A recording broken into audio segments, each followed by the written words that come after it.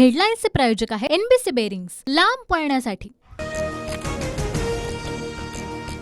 राज्यात बेबंदशाही, सरकार बरखास्त करून राष्ट्रपती राजवट लावावी, उद्धव ठाकरे यांची मागणी। राज्यपालांसोबतच्या भेटीला अर्थ नसतो, सरकारला 200 पेक्षा जास्त आमदारांचा पाठिंबा, त्यामुळे राष्ट्रपती राजवट लावण्याचा विषयच येत नाही, उपमुख्यमंत्री अजित पवारांचं वक्तव्य। ठाकरेंचं वक्तव्य वैफल्यग्रस्ततेतून, चंद्रशेखर बावनकुळेंचा हल्लाबोल, तर राष्ट्रपती राजवट लागू करण्यासारखी परिस्थिती नाही, शंभूराज देसाईंची टीका।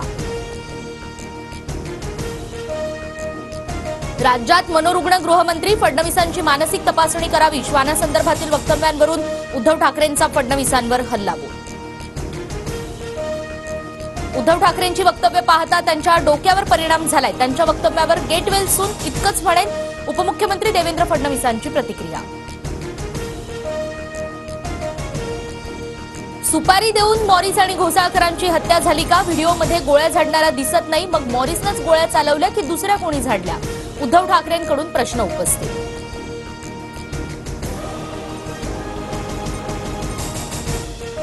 विजय वडेट्टीवारांची वक्तव्य सनसनाटी, जग्गा जासूसांनी विचारपूर्वक बोलावं, उपमुख्यमंत्री फडणवीसांचा विजय वडेट्टीवारांना टोला। गाडीखाली श्वान आलं तरी विरोधक माझा राजीनामा मागतील, फडणवीसांचा टोला। तर कुत्रे तुम्ही आहात, दिल्लीत जाऊन शेपट्या हलवता, गृहमंत्री हरवले तशी जाहिरात देणार, संजय राऊतांचा जोरदार पलटवार।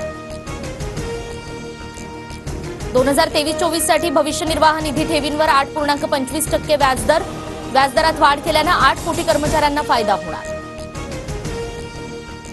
हेडलाईन्सचे प्रायोजक आहे एनबीसी बेरिंग्स, लांब पळण्यासाठी।